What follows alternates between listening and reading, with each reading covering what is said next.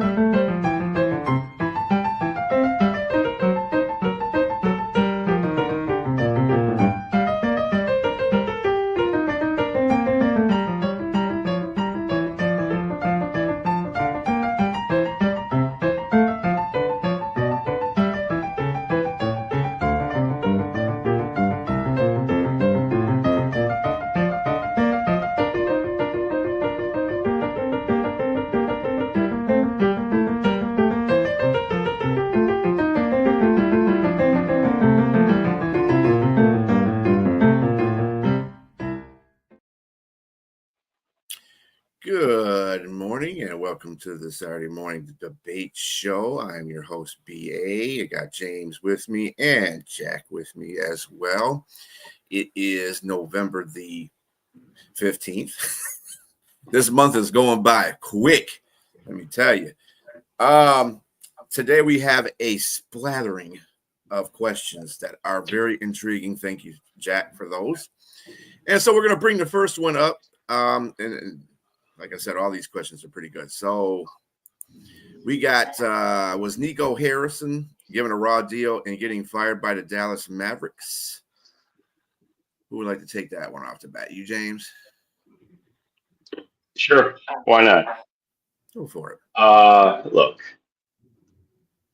I think the writing was on the wall. It's just a matter of when. So was he given a raw deal? No, I don't think so. I think that when you make a decision to get rid of arguably one of this generation's greatest players, prime young players, and trade him for, let's say, he's a 25-year-old player. You trade him to an interconference rival or foe in the Lakers who's used to winning and finding ways to winning, and not come back with not only you get AD, but you get a injury prone. Who's a defender and a great shooter on both ends when he's healthy, but he's often injured. You get AD and at 31 years of age, and you get Christie as a young and upcoming 3-and-D shooter, and you get one 2029 first round draft pick for that. How that happened, I have no idea. And your reasoning is that you already paid this guy, the highest rookie supermax in $201 million, but then you were looking after that to follow that up with $345 million for a supermax. That you believe that a guy, his injuries were contributed to his poor conditioning and lackluster effort in keeping himself in shape. And so, with that said, you added AD to Kyrie Irving.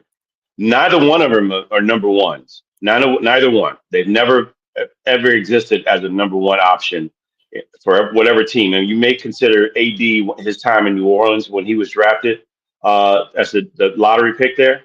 He could have been the number one option, and pretty much he was, but he got traded out. He wasn't comfortable in that position. He's comfortable at being a power forward as a number two option. And Kyrie Irving same as a awesome guard, shooter. I mean, he's elite when he's healthy, but he's often injured. And you have these bigs that play with them. Luka is the number one. Luka is definitely number one. And I think starting this season, this shows you that the fans weren't happy with what happened. Ever since they've been pushing, the new ownership has a little bit of a buyer's remorse, wondering if they made the right decision in trading Luka away. And when you see the records of the Lakers versus the Mavericks, one's 8-4 right now. Luka was forced to lose weight, and he got himself in shape. He was motivated. You got a superstar that maybe he needed to get sent out, but I don't want to press on that. That's playing without LeBron, and they're 8-4 right now. and AD and Kyrie are both hurt, and Cooper Flag, you got Cooper Flag, a potential superstar in the making. Right now, it doesn't look like that now, but at some point maybe. But their record is 3-9, and so I think that's where the writing was on the wall, and it's just unfortunately, and the ownership agreed to this. They agreed to it. So somebody's got to take this, but somebody's got to take the fall. And Nico just happened to be the guy. He wanted it. He convinced him to do it. And so this is what happens. And where he get picked up somewhere else, probably, because I think he did a good job in getting some players there. That's just probably his. He's going to be unfortunately remembered for making a debacle out of handling how he handled the situation with a superstar. And so, yes, I say he definitely deserved to get fired, and it wasn't a raw deal. It's revisionist thinking on your part in a sense. You're saying, oh, well, Luka's in shape now, but he wouldn't have been in shape if he was a Dallas Mav. And had he not got traded, he wouldn't be in shape. This was a wake-up call. This wasn't a humiliation. All eyes are on Luka. He can't afford not to be in top shape now. He can't afford it. And he's doing a great job, but it's only 12 games. Is he going to be in this type of condition, maintain it for 2-3 years going forward? Yeah, this year he'll take it up a level, of course. I'll give you this much. When Nico Harrison made the deal, he could have done a better job in the sense that if you were going to trade Luka and you put him out to the highest bidder, you could have actually done a little better than get one number one draft choice. I don't have a problem with getting Anthony Davis and Max Christie, but you had to get more than one other number one draft choice, I think. And you could have maybe put a package together or whatever. But it's like they didn't want to put Luka out there. It was as if Nico Harrison was scared about the fan backlash. It was like the Indianapolis Colts getting their moving trucks in the middle of the night. You want to just get out of town very quietly without anyone noticing. I'll give you that. And I'll give you this, that Anthony Davis is 6 years older than Luka. That means if you prorate it, you're going to have Luka for 6 extra years, which is an awful lot. If you want to prorate it, that's always unpredictable how long players play. But with that said, yeah, Nico Harrison did get a raw deal. The management, the owner of the Mavs signed off on it. They signed off on it. Nico Harrison could not have made the deal without the okay of ownership. They gave him a job to do, and he did his job, and now they're having buyer's remorse because of the fans. The fans keep yelling, fire Nico, fire Nico. But you don't fire Nico unless it's proven conclusively that he's made a terrible deal. Not just because it looks that way right now. Anthony Davis is out. Kyrie Irving is out. Cooper Flag is a rookie who's developing. He was going to be outstanding, but give him some time. He's an 18-year-old kid. He's going to get better and better. And the Mavs are going to be much better later this year when Kyrie comes back. Anthony Davis is healthy. Cooper Flag is developing. They're going to be much better later on. And as far as the Lakers aren't elite. They're not coming out of the West. Highly unlikely unless LeBron comes and he could be the LeBron James of old. I know Austin Reeves is doing great, but when LeBron comes back, something's got to give. Austin Reeves is either going to be diminished in his role, or LeBron is going to have to take a step back because Luka's certainly going to want to have the ball the whole time, be the same dominant player. And it's going to hurt the Lakers later on when that scenario starts unfolding. And it's hurt them last year. They didn't advance in the playoffs, so I don't want to hear about it. They had Luka and LeBron last year and Austin Reeves, and they're not getting any more help on the way. Ownership signed off with Nico Harris. You don't fire him as soon as the going gets rough this early in the season. Now, what are you going to say, James, if Dallas starts winning late in the year, when Kyrie comes back and Anthony Davis comes back and Cooper Flag develops and Max Christie looks like he's a really excellent swing man, what are you going to say then? The Mavs start putting it together and Nico's fired. Are you going to, the fans going to start saying, we want Nico, bring Nico back, bring Nico back. Imagine the Mavs get into the playoffs. All their guys are healthy. Look out for the Mavs. If they have all their players healthy, Anthony Davis, Kyrie Irving, the rest of the crew for the playoffs, look out. So, do you have season tickets to Disney World? Because that seems to be where you're living with all the ifs and everything else you're talking about. It's fairyland. Let's come back to the real world and look at the evidence of what Anthony Davis and Kyrie Irving has given you throughout their history. They are often injured. I'm not everything you said. If in an ideal situation, I would agree with you. But look at where we are right now. Okay, This is not a one-off. This is something that they have shown a pattern. And so now, if I'm on the ship, I'm thinking like, oh wow, why did we really sign off on that? Because they're giving us the evidence of who they are. Yeah. That's who they are. And so you can't. I mean, the best ability is availability. Those guys are great when they're on, but if they're not on, we can't do anything. And if Luka's healthy, it just doesn't. The optics does not look good. I agree with you that the Lakers, hey, they didn't do much last season, and they may not do much this season. Who knows? Because the Spurs Rockets look like the teams to beat in the West, and so not in OKC. Forgive me, OKC probably number one coming out of the West. But with that said, the Lakers look far better than where the Mavericks are, and it's mostly due to what. Yes, but it's just mostly due to injury. I just want to answer, what if they given you Anthony Davis could sit down next to Luka, and I could look at both men's hands. I'll see an NBA championship ring on Anthony Davis's finger.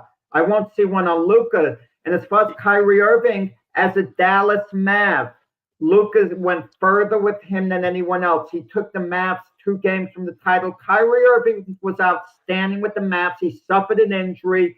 Could happen to anyone. He's going to be back mid-season. He's going to be back.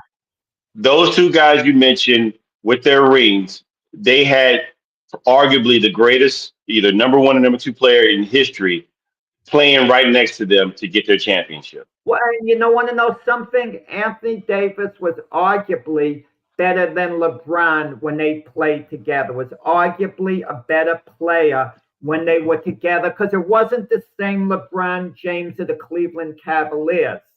LeBron was still formidable. He was still an outstanding player. Don't get me wrong. But AD had his moments, but who won MVP for the series? Well, LeBron, but Anthony Davis doesn't have an ego. Come on. Doesn't have an ego there. We're still traveling to Disney World, I see. We're still on the teacups. Could the MVP have gone to Anthony Davis as well? It arguably could have gone to him that series. If LeBron would not have played the way he played, I mean, don't get me wrong, AD played a major role, just like Kyrie. And I mean, that Golden State 2016 series, Kyrie played a major role as well, but LeBron was the dominant player. Well, but let's look at it this way. We're very early in the season. Very early in the season. Should Nico Harrison have gotten fired this early in the season? It's fair to say that it's okay. Go ahead, continue. My apologies. No. You're talking about after what did we have? Like 11 games or something like that. They fired him 11 games into an 82-game schedule. And the reason they fired him because the fans kept yelling, fire Nico, and there was discontent. The Mavs had a plan. We knew at the beginning of the season with Kyrie Irving out, we knew the Mavs were going to get off to probably a slow start. Or at least at the very least, we knew they would get much better later in the year. But honestly, Jack, it looked like a bad deal from the start. When I saw it, Stevie Wonder could see that. It was a bad deal in the beginning. I'm just saying, one draft pick, 2029 draft pick that they pulled from them. And again, there's a major age Could have done a difference. So better job. Could have done a yeah, better job at the time. But do you yes, think, let me ask you this, okay? Let's say hypothetically, Nico Harrison did do a better job. He got 2 additional number 1 picks. He had 3 number 1s, Anthony Davis, Max Christie. Maybe you still wouldn't like the deal. I understand that. Maybe not, but it would look much better. Wow, we got 3 number 1s unprotected. No matter what, I think the Mav fans would have been, upset the same way. but If there was I think he still has a job right now. I think he still has a job I at this think, point. but why isn't ownership taking accountability? At the end of the day, it's their decision, or should be their decision, where the owner should say, no, I can't let you part with Luke. I'm sorry. They let Because Nico Harrison they're do it. they're the owners. They don't have to, like Richard just said. They look. I make my decisions. Like, look, if I don't feel like I changed my mind, this doesn't look good, and somebody's got to get blame. We're gonna push out. You're the one that vied for this, so you got to fall on the sword, buddy. We're gonna get something else. We're gonna go in a different direction. That's just how it is. Whether it's fair or not. That's just what it is. And so I don't think he should have gotten fired this early, but I just think it's mostly because he didn't get a raw deal, though. It's just because of the bad deal. It just wasn't good enough. It wasn't a good deal. Yeah, fans are calling for his head like as soon as he made that deal last year. And Mark Cuban did kind of mention that was one of the reasons why he was let go. It wasn't the only problem, though. It was the mismanagement of the Mavs salary cap, which led to the flexibility last season and this season. So, I mean, with all that, they're not just directly saying that was the reason why they fired him, but he's, if you do this stuff like that and you're not managing the salary cap, I mean, that's what it's all about. And the owners are not going to fire themselves. I mean, they were retroactive. If you look at it there, Jack, they fired him. They say, well, we made a mistake and we made a mistake. Now let's get rid of our mistake and get somebody else in here to be the GM. So, I mean, they were retroactive in what they want to do. Yeah, I think it was a little too early in the season to do that. I feel if they got like maybe 40 games under their belt and they still weren't doing well and they weren't being productive, then I probably would have let them go. But it was a fans thing. Fans have spoken. Public pressure. Mm-hmm. All right. This is near and dear to Jack's heart here. Should Cal Raleigh have been voted for American League Most Valuable Player over Aaron Judge, which he was? And Jack, I'm going to go with you on this one. Well, Aaron Judge was voted the MVP. Mm-hmm. Yeah, that's what I'm saying. Not Cal, right. My favorite 2 players in baseball are Aaron Judge and Freddie Freeman, but Aaron Judge would be number 1 because he's a Yankee, okay? So believe me, there's no bias with Aaron Judge. And when I heard Aaron Judge won the MVP award, I was very happy. Very happy to see him get the MVP award. Very proud of him, and so on. But in the sake of complete fairness, I would have voted for Cal Raleigh. I know you could put all the numbers up there, and the argument could be, well, we take Judge's greatness for granted. And perhaps that's a viable point. Had Judge not done anything substantial in the past, and he came up with this type of year, maybe I'd be thinking a little differently. I don't know for sure, but I could just take things at face value. And it's kind of supply and demand. Judge, what he did, was it quite historical? You could argue it was, but then in the sense, he didn't do anything that, Barry Bonds didn't do, that Mickey Mantle didn't do. I mean, they were absolutely sensational. Judge was, as well. I see you frown, James. Bonds hit 73 homers one year. Judge's year wasn't as good as Bonds' year, so don't even put it, on the same caliber. Bonds walked over 200 times, I think, that year as well. Set a major league record for walks, homers. What he did, Judge didn't match last year, as great as Judge, was.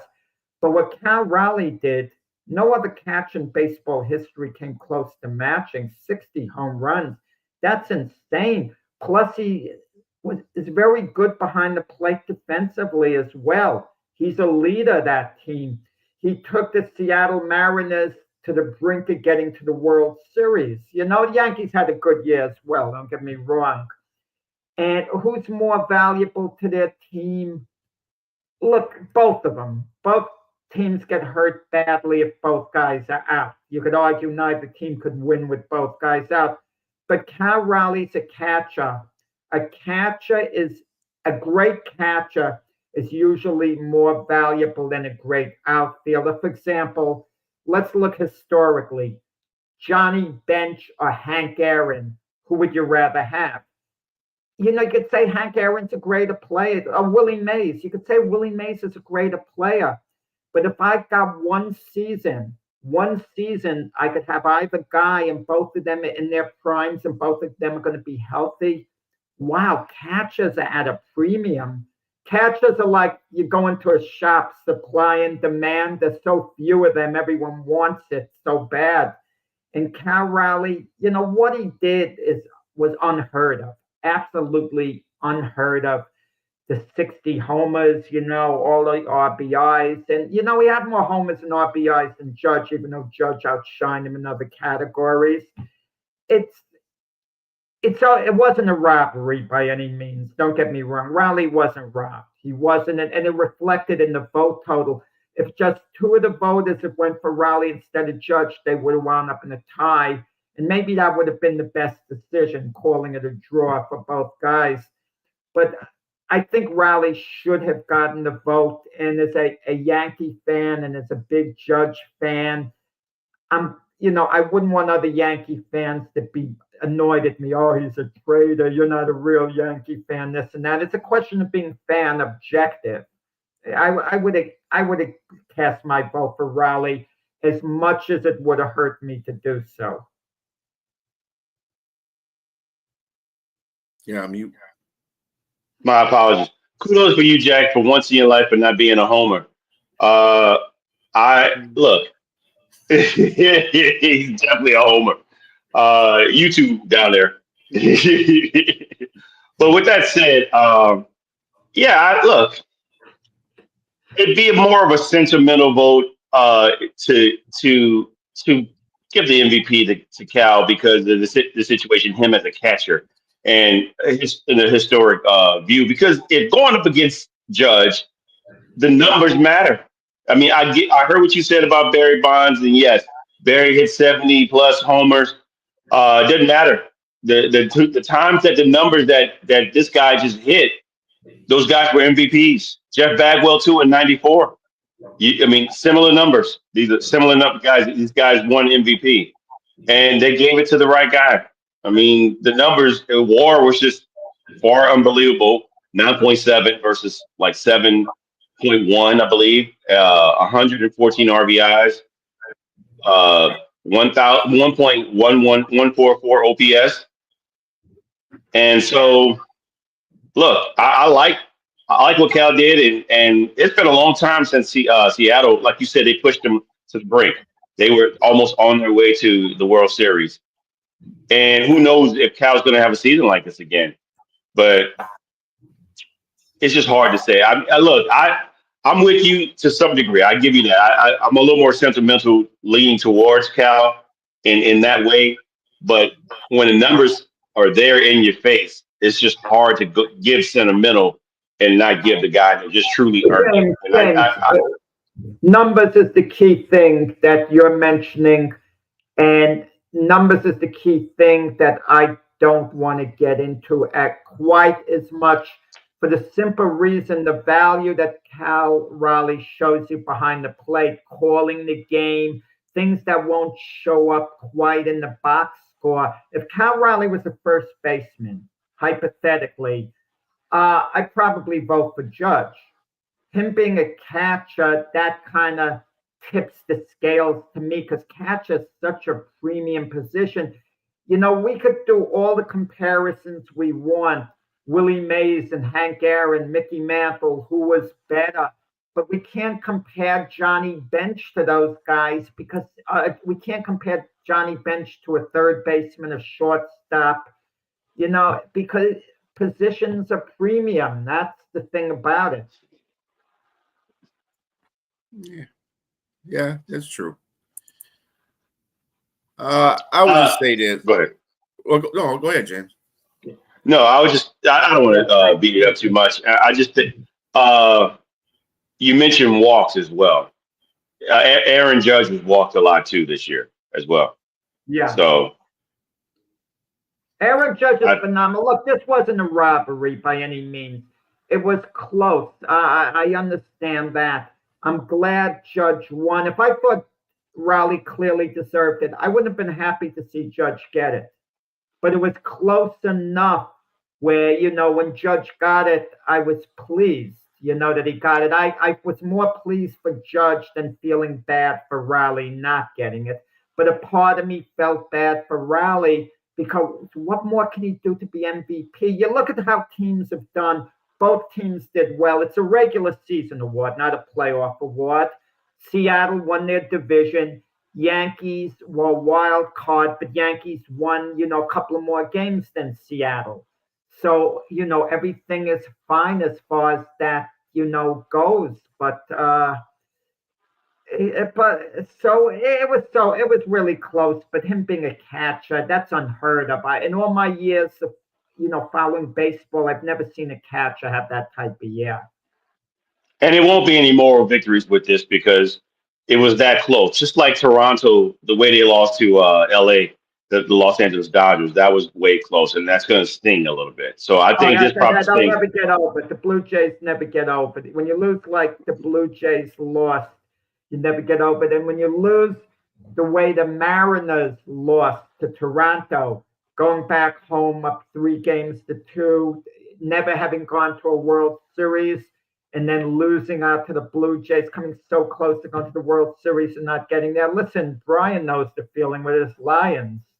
I mean, never having been to a Super Bowl and being so close, having that lead over the 49ers and letting it get away. And even Dan Campbell was talking at that time, like, you let an opportunity like this get away, it's like we might never be in this position again. But you crank it up and you come back and, and you're trying the next couple of years, but windows do close. And can Raleigh ever be an MVP? If he puts together the same year again, sentiment would be on his side, I'm sure. Well, I think he should have won the MVP. See, to me, MVP doesn't have anything to do with necessarily with the numbers. I mean, it does, but it doesn't. MVP is the most valuable player to your team, to the team. Aaron Judge had a stint where he was injured for at least 2 weeks, and the Yankees just picked off where they left off. I mean, they played well.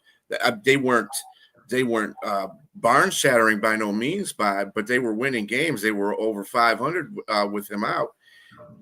And Riley, Seattle wouldn't be in the space that they were without Cal. They wouldn't be. Cal just had one of those years where he stepped up, and the rest of the team followed suit. You got a guy like that. To me, that's the MVP right there. If you got the rest of your team following you and everybody's playing at the top of their game to get you to that promised land, then, and I know some of this is a fault of, and it's not the fault of, but it's the fault of the fans too. I mean, Aaron Judge is a great player. He's been a great player since he's been in the league. So it'd be an unfair advantage to say, well, somebody needs to get it more than Aaron Judge because he does this every year. And it's not his fault that he's a good player or that he plays on a good team. This is why I say MVP, it should be looked at it from a different perspective. I think Cal had more of an MVP season because he was the one that catalyzed his team into the playoffs and got them as far as they went than Aaron Judge did. Aaron Judge does this all the time. Well, Aaron Judge also is on the Yankees, and they have all the hitters on the Yankees too that can project that they got good pitching in it. Seattle never does this. Seattle's never been to. Speaking of going to the Super Bowl, Seattle's never been to a World Series. And Yeah. this is about the closest they've been, in a while. So, I mean, just with that said, I just think he should have been the MVP. I'm not saying it was a snub on on him or Aaron Judge. I think they both had a tremendous season, but I just think that because of the MVP performance that Cal had with Seattle compared to what Aaron did, I think he deserved it a little bit. Well, this might not be the best example, but there should be two awards, Best Player and MVP. But in this particular case, it would be hard to distinguish it. I could understand a scenario where judges barely voted the best player, in the American League, and Raleigh's barely voted the MVP, even though it would be like splitting hairs in this particular case. But I know there's a documentary going on now in Alex versus A-Rod on HBO, which is actually pretty good. Alex Rodriguez had won MVP awards, especially with Texas. When they won last place, Mike Trout got MVP awards when the Angels were like a last place team. Same with Ohtani. How can you give anyone an MVP award if the team would finish in last or close to last without you the same way? How are you valuable to the team? Extra valuable. It's not a best player award. It's most valuable player. The team doesn't necessarily have to win, but if your team is a contender because of you, that you're showing the value. And like in the case of A-Rod with this documentary, I don't care what his stats were. How valuable was he to the team? Ultimately, they're winning that year. Not at all. I mean, really. So, but in this case, both teams won. It's a regular season award. So that made it extra tough. And listen, it's the third time Judge won it. You can argue that Judge should have had 4 MVP awards because the Houston Astros with Jose Altuve had that controversy about the sign stealing, the pitch tipping, and all that stuff. And even Cody Bellinger, who wasn't a Yankee at the time, he was furious when he was on the Dodgers at the time. He was mad at the Astros. He said they cost Aaron Judge an MVP award. This is what I mean by Homer. This is what I mean by Homer. That's what I'm saying. No, I'm saying conceivably you could argue that case, but you could argue it now because hindsight's 20/20. But they didn't know what they knew then, what they know now. So regardless of the case, it is he won the MVP and Aaron Judge didn't. So that's no. But they argued it right after they found out about the sign stealing, and Altuve, when he crossed home plate after home run, they wanted to tear shirt off, like he was kind of going like this, he was really protective. Like, what was he protecting? To me, it's like saying Reggie Bush should have relinquished his Heisman Trophy to Vince Young because of the scandal that happened with USC. That shouldn't have happened. Even Vince Young said that's not my award. That's Reggie's award because he earned it, regardless of all the scandal and everything. It's just the guy played. It's a little different. If the defense in football illegally is stealing someone's plays illegally, and one of the players is a standout and he's voted the defensive player of the year, but he knows what plays exactly going to be run, that would change the equation a bit. So you're going to take the Heisman, you're going to take the MVP away from Tom Brady because no, it's so. But one other truth of the matter is, I just brought it up now, but it really is old news in that sense. But I'm bringing it up that Judge getting it now, sometimes karma evens up a little bit in certain situations. And in this case, it could have gone either way. But Judge was, given a close vote. He won. And Judge was a worthy winner this year over Raleigh. Don't get me wrong. He was a worthy winner, but I would have given it to Raleigh. I would have given a nod. It's like in boxing. You score a fight for one fighter, but you tell yourself, it's close enough for the other guy to have gotten the decision. So who's complaining about it? That could have been in the mind of a lot of the voters, too. your Altuve,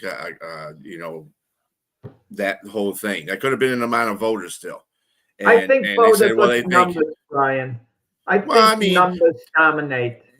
I don't think a lot of those media personnel and the people that do that always look at the numbers. You got to see what's your value to the team, or else this vote wouldn't have been that close if it was just by numbers.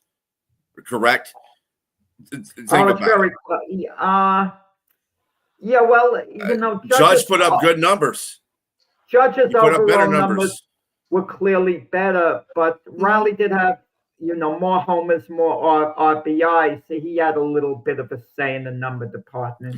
And what I'm saying is that he meant more to his team than I think that Aaron Judge is. Yeah. Aaron Judge went based on the fact that he had a very good year numbers wise. So you had those people that vote for him for that, and you got the other people that are voting just because of, I wouldn't say sentimental, but what the MVP is supposed to be voted on. So, I mean, that's why it was that close.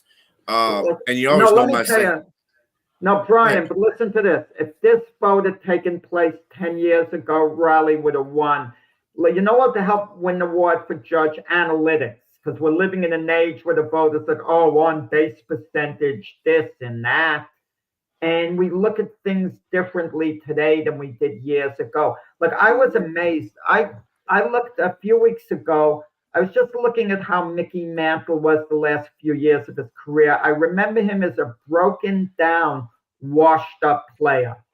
But then I looked at his numbers and how would they have been perceived today? The guy was having a decent on base percentage. A washed up Mickey Mantle was walking over 100 times a year. Now he would have been maybe the league, one of the league leaders in getting on base on walks. So today we would have looked at him a little bit differently, not being as washed up as we looked at him then. Well, I mean, that's what I'm kind of alluding to. And people, that's why the fan vote was close. I mean, that's why the vote was closed. Period. Because you got the people that are into analytics and stats over what you mean to your team. Then you got your people that really value what you mean to your team, and I think that it just brought it just really that close, or else Aaron Judge probably would have ran away with it. But my motto, right, Jack? If he ain't cheating, he ain't trying. So there you go. Personally, I don't have as big. Just to make clear the record, as time goes by, I don't have as big a problem with what the Astros did as other people. What they did was unethical for sure. People cheat and try to gain an edge in various points in life. And we kind of accept it in a way. In a way we accept it, but there's sometimes certain lines you don't cross that become unethical, that are out of bounds. Like even in the NBA trash talking, you could trash talk an opponent to no end. Or even as a fan yelling, but you don't yell something about his kid, something deeply personal. If he suffered a tragedy and it's like, you don't yell that to throw him off his game. In other words, there's certain lines you don't cross. And the thing about the Astros, everyone cheats with the sign stealing. They maybe crossed the line. That was the problem. But as time goes by, whatever, you still have to hit the ball, pitch the ball, or whatever. Mm-hmm. That's true. All righty. So we're going on to a different topic, different question, and this one's kind of near and dear to my heart. Was should Matthew Stafford's name enter the conversation when we talk about the greatest quarterbacks in NFL history? I'm going to listen to both of you guys first before I chime in. I'm going to start it off and go quick, and I hope James is a little, could cut it down because we'll know the way James will want to go on and on to fill up the space. This is your department, Brian, more than us, so I'm not going to go into a long thing. But I've always liked Matthew Stafford a lot. I've always considered him an excellent quarterback. But Matthew Stafford's like this beautiful, good-looking quarterback that I've never fully noticed. I know it sounds crazy. He's had a long career. What is he, 37? It's like I've been aware of his presence. But all of a sudden this year, it's hitting me like a ton of bricks how great he is. I always appreciated him a heck of a lot, if I only focused on him. But I looked at all the other competition, and that all the time I'm talking about the elite quarterbacks, and I'm mumbling about Patrick Mahomes, Josh Allen, Lamar Jackson, Joe Burrow. Why haven't I ever mentioned Matthew Stafford in the group? Why haven't I done that? And it's about time I correct myself with that. He played on lousy teams with the Detroit Lions, and he performed really as good as any quarterback could have performed, I think, with those teams on the Lions.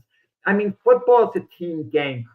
One play in any position, no matter how great he is, can only make so much of a difference. You could have had Tom Brady as that quarterback on the Lions, and they wouldn't have won a Super Bowl. No way. I know if Mac were here, Mac would shrug like maybe they could have. No, they wouldn't have been able to. I mean, we used to have this debate, me and Mac, with team game, high profile quarterback. Maybe he would have been right and I would have been wrong, but we loved having this discussion. But Matthew Stafford goes to the Rams. They win a Super Bowl. The Rams were supposed to be rebuilding. He kept them in a higher position. The guy has been consistent his whole career. There's never been a quarterback in a position to threaten Matthew Stafford for his job. No way, shape, or form. I mean, he's been the guy. And when you talk about conversation about the greatest quarterbacks in NFL history, of course, we talk about Brady, Manning, Marino, Elway. But you want to know something? The next tier of quarterbacks who we talk about right after them, even though you could put these guys in their category, Aaron Rodgers, Brett Favre, Drew Brees, he belongs in that category with the Aaron Rodgers, the Brett Favre and the Drew Brees. And if I said Matthew Stafford was a tiny bit better than those guys I just mentioned, I can make that argument. I'm not saying he is. I'd have to evaluate it more. But I could say it's close. Why not? Look, Matthew Stafford doesn't do it. And I apologize, James. I'm probably talking longer than you will. But Matthew Stafford doesn't do things as sensational as the other guys do. Okay, he doesn't. Aaron Rodgers looks more sensational on the field. Brett Favre does. He's just darn consistent. Season after season after season. Yeah, he does belong in the conversation with the greatest quarterbacks in NFL history. And I'm going to tell you guys, if the Rams win the Super Bowl this year, I think virtually everyone's going to agree with me. And I'm not too far off where you are. I know this is a debate show, but I have to say that Matthew Stafford, is he, I think the question says, should he be named? I think it has to be winning this Super Bowl here in order for him to be named into the greats. Because this is a guy, he won a Super Bowl. He's had great numbers. He's had a couple of great seasons in Detroit. Most of the times they're losing, it wasn't because of Matthew Stafford. It was just mostly because there was a lot of insufficient coaching, dysfunction with the players around him. I agree. Now, but what people are going to look at is to say that when you say the greatest players, we're talking about Dan Marino, we're talking about Johnny Unitas, we're talking about John Elway, we're talking about Joe Montana, Tom Brady, Drew Brees. And I'm going to tell you, Jack, you put Drew Brees in the second tier, you are absolutely wrong, sir. Drew Brees is definitely in top tier. First ballot Hall of Famer all the way. He's in the top 10 of quarterbacks that's out there. I would say it close, probably top 6 to me in my eyes, and it's not being biased. It's just I'm a total numbers guy. With that said, Matthew Stafford to be considered in that realm, you got to have at least one All-Pro, man. I mean, he had 2 Pro Bowls, and people are going to look at you had arguably one of the greatest wide receivers to play the game, and nothing came of it. Now, mind you, I'm a person that's very observant. I said it's not just those 2. You need way more than that to do more things. But most people who are going to have those conversations in barbershops, in dins for Thanksgiving, everywhere. They're not going to put Matthew Stafford in that ilk. Just like Jack said, he's not a person that looked at him because he was on a bad team. But so was Dan Marino. Dan Marino never had a running game. Dan Marino never had, but he was still all pro. He was still, so these are the arguments that you're going to look at. It's like, okay, and did he elevate players around him? The first three Super Bowls that John Elway went to, can you name me like all stars? I mean, the Pro Bowlers that were on his offense that would really they deserved. Most of those Super Bowls they went to, they really everything was on John Elway's back. I mean, he elevated players. He elevated team around. Did Matthew Stafford do that? That's what people were going to say. Was he able to do that to be considered in the ilk of those other guys? Now, what he's doing in LA, it's his talent is coming into fruition. People are watching. LA is a bigger market. People are watching them there. Matthew Stafford is shining just like he was before, and he has a running game. And what he's doing right now, he's MVP caliber. I mean, 25 TDs, 2 interceptions. It's great. He's on his way. And I think they're probably the favorites to get to the Super Bowl on the NFC side, if not some other team. But I think mostly you're looking at the history. I think the majority of history of his if he could outshine, if he went like you said, if he wins the Super Bowl this year with LA, he's got 2 Super Bowl rings, then he's in that conversation.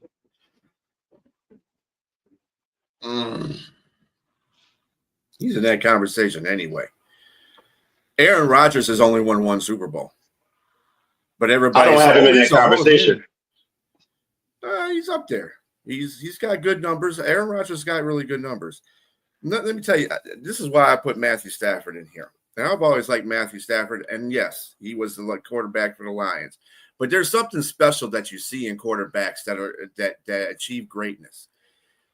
Different times in his career, I have seen him reach those plateaus. 5,000-yard season that you alluded to. The fact that he went into a game that didn't make a difference. I mean, there were 2 bad teams. He went out there and gutted it out after separating his shoulder and threw a touchdown pass to win the game. The fact that he is fourth quarter comebacks all time. And people say, oh, well, he can't get it done in pressure situations. Dude, 4th on all time in comebacks. And he tied the record. Well, he set the record, and Cousins tied it. But he had the most comebacks in NFL history in a season with 8. It's sad that he had to do that, though, because you see the teams that he was playing for. Well, the team that he played for, it was Detroit. Los Angeles was more of a team that built around him. They saw his potential, obviously, because they wanted to trade for him. So they said, oh, well, let's get a little bit better better defensively, get him another wide receiver to throw to. We can get into the Super Bowl. And let me tell you something. Stafford had 17 interceptions the year he won the Super Bowl. 17. And just about over half of them were returned for pick sixes. Think about that. And he still. But he also had 41 TDs, though. Yeah, exactly. And he got into the Super Bowl. So he's 9th in all-time passing yards. Top 10 quarterback all time. That's in passing yards. 6th in passing attempts, 8th in completed passing, 9th in TD passing, 27th in completion, which is okay for all the quarterbacks that have been in there. 35th in interceptions. Brett Favre, he's in the Hall of Fame, right? Dude leads all-time interceptions. So I don't want to hear the interceptions, the touchdown stuff. That's to be in the Hall of Fame. Again, 6th in pass yards per game. 4th and 4th quarter comebacks. Like I said, went to the Super Bowl with the Rams. Is doing a very good and is still producing. And the 9th in all-time passing yards, he's just going to creep up a couple more because the next 2 players that are ahead of him are only like 1,000 yards, 1,200 yards ahead of him. He's going to get that easily. So he could be up to about 6th or 7th, or 7th or 6th by that time.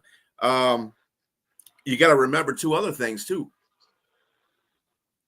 Calvin Johnson, all-time receiving yardage guy. all-time receiver in a season. Guess who was the second guy? Cooper Kupp. Who was the quarterback in those two situations? Calvin Johnson. So he'll get you the ball. If he sees that you're going to do something with the ball, he's going to get you the ball. Another instance where Stafford was that showed me he was a very good quarterback. When Calvin Johnson retired, everybody says, "Oh, Detroit's going to be, now because now Stafford doesn't have anybody to throw to." Not only did dude's quarterback rating went up, his completion rating went up, everything went up. He didn't have the yardage. He had a pretty decent yards, I think like 4,000 that year right after he retired. But that was the year he also led the eight fourth quarter comebacks because the team was crap. And and that's another reason why people don't look at him like that, because he played on Detroit. I guarantee you, in those barbershops that you go to and hear that conversation, that's the first thing they're going to say. Well, he played on Detroit. That's the first thing they're going to say. That's why we have the mentality here that it's Detroit versus everybody, because they don't give anybody credit here. Anybody that comes from this city is crap, or they play for crap, and that's why it's hard for teams to deal with what the Lions are now, because they're so used to what they were back then. And Stafford was one of those guys that was always consistent. Yeah, he wasn't a world beater. He wasn't. He made players around him better. I just stated two cases. And then when he didn't have Calvin Johnson, he brought it within himself to make himself better, so he can get that team where he did everything he could for the Lions. He sweated. I don't like when fans disrespect him. When he comes here, he is the enemy. Don't get me wrong, but have some respect for that dude, because he did a lot of things for our community as well as be a good quarterback for our team. And I just think he's one of those guys that's in the upper echelon of quarterbacks. He's got the numbers to prove it. He's got a Super Bowl.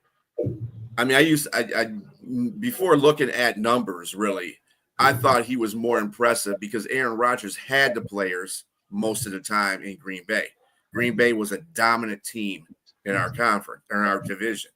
So I just thought he was better than in Aaron Rodgers in the respect that he played this way all the time, and he had a crappy team. He didn't have that God-gifted ability that Aaron Rodgers had with his team. So, and you brought up a point earlier, Jack, about the fact that what if Aaron Rodgers was on the Lions and Stafford was on, Green Bay? The horses might have been the same. I don't think Aaron Rodgers is a bad quarterback by any means, but we got to deal with what the here and the now is. And I think Rodgers. It's more spectacular, Brian. Rodgers is more spectacular in the way he does things. Let me ask you this question. Stafford's going to go into the Hall of Fame, first ballot Hall of Fame, and no doubt about it. What's he going to go in, as a Lion or as a Ram? Let's say they don't win the Super Bowl, but he plays a couple more seasons for the Rams. That's going to be that's going to be a dilemma maybe for him. What is he going to go in as? Because I think the people in Detroit would be very disappointed if he didn't go in as a Lion. But if the Rams do win another Super Bowl with him as the quarterback, I think it's obvious he's got to go in as a Ram at that point. I mean, I'd like to see him go in as a Lion. I think that the organization has treated him really well, even after the fact he hasn't been playing there. I mean, I understand that they traded him, but it was a business deal. The team wasn't going to get any better, and they weren't going to be able to put around the pieces that they needed to put around him immediately. And I think that was just a business perspective of it. And I think that, and Brent's right here. I think he should go in as a Ram. I mean, he won with the Rams. He went to the Super Bowl. He's doing a fabulous job with them now. McVay has tapped his whole potential. He didn't have that in Detroit. He had to wing it a lot of times. He didn't have offensive coordinators like McVay there helping him out. So I mean, I wouldn't be disappointed if he did that. He should split the jersey. They should have a Ram slash. I don't want him to do that. I don't want to pick a team, man. Pick a team. I mean, the thing about Matthew Stafford, there's no quarterback that is more steady than he's been throughout his career. He's the ultimate steady performer, consistent. Consistent is the word. He's been tremendously consistent week in and week out. All quarterbacks have a bad game now and then, including Stafford, but the consistency he shows. And James is even talking about Drew Brees, who he's been partial to, obviously, as a Saints fan. Brees was great. Don't misunderstand me. Great quarterback. You put him a little level below the Elways Marino, slightly. And as far as Marino goes, Marino didn't have bad teams in Miami. So I don't want to hear that. He had good. Yes, he did. Yeah. No, they Yes, he did. winning teams year in, year out. They had decent teams, but they never had a 1,000-yard rusher ever. He never had. Not this is one of the only quarterbacks that never had a good running system, and they didn't. They were good because of him. They were good because of him. That's what I'm saying. They weren't good because of anything else. They were good because of Marino, and that's what I'm saying. A quarterback has to. I mean, like be put up there as the greatest. If you don't have all the options, you're elevating your team to get. And Matthew Stafford had some of those moments in Detroit, but was it enough? Is my question to say that like you be put up there in the same breath as those other quarterbacks. Yeah, exactly. He's Brian mentioned Megatron. It's Stafford getting him the ball and all. We see that throughout the NFL today. There's certain great receivers like an A.J. Brown who, is kind of complaining he's maybe not getting the ball. And do the receivers make the quarterback better, vice versa, the system? But and Stafford was an easy guy to coach from what I understand. Even when they were losing, I mean, he was consistent. He was a leader of that team. Yeah, I mean, I'm not saying let's go back on this for a second. Stafford did what we had. Yes, he had Calvin Johnson for a few years. Okay, that's fine. He didn't have him for his whole career, though. Remember that. I think he had him for like 5. Let's see. He retired in 15? And he came to there when they were 08. So about 7 of his years, because Calvin was playing here for a while before that. I mean, you'd be a stupid quarterback if you didn't throw to that guy. Anybody, and I don't care what nobody says. Yeah, he threw to Calvin Johnson a lot. Calvin Johnson could get the ball. He could come down with it when he had 3 people around him. Of course I'm throwing him a ball. If Drew Brees had that option, he'd do the same thing. I don't want to hear about that stuff.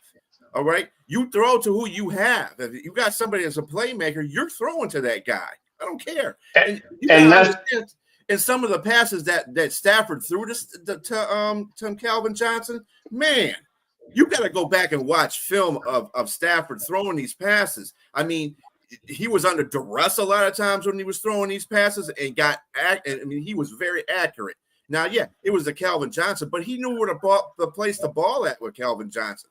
You don't see too many quarterbacks that have that kind of connection with their receiver like that. He's doing the same thing with Devontae Adams right now. So, that's what I'm saying about Drew Brees, Jack. Marcus Colston, never a Pro Bowler, but 7th-round draft pick out of Hofstra. That was his best receiver most of the time. And Drew Brees elevated these players, elevated guys around him. And don't get me wrong, Sean Payton was a big part of that. But Drew Brees was the guy getting those guys wide open. And so, with that said, who else? The first time he had a All-Pro was Michael Thomas, and Jimmy Graham once they got there. But other than that, most of those guys were plumbers and electricians. But Bruce is great. Drew Brees is a great quarterback, even though I don't put him on the short list of the greatest ever.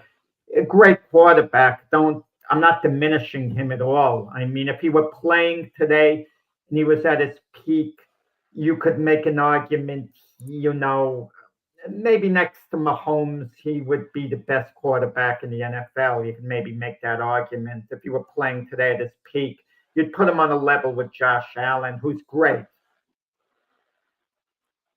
Yeah, I mean, Josh Allen hasn't really gotten to his career yet either. That's the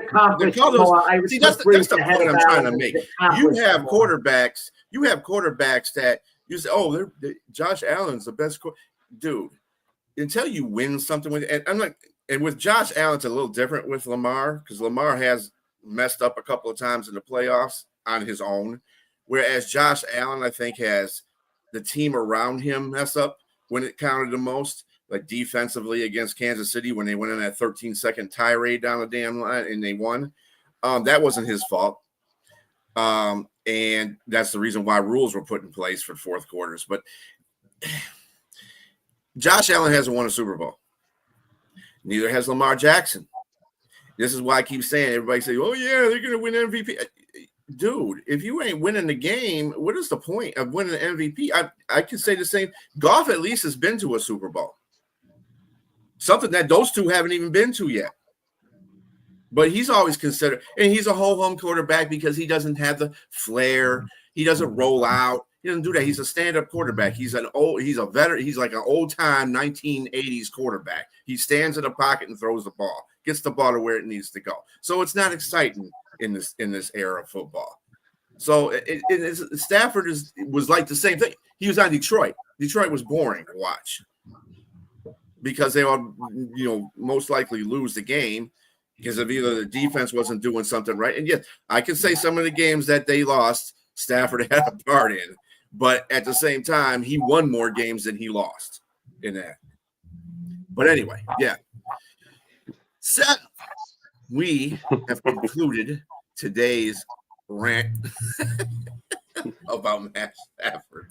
And we have also concluded the show. Hey, just keep in mind, there's a lot of sports out there, guys. College football, college basketball, hockey, football, baseball, basketball. Baseball is the only thing that's not being played right now, but shoot, you don't need all that. If you got all that, there you go. Have a good day watching sports. See you tomorrow on a big football show.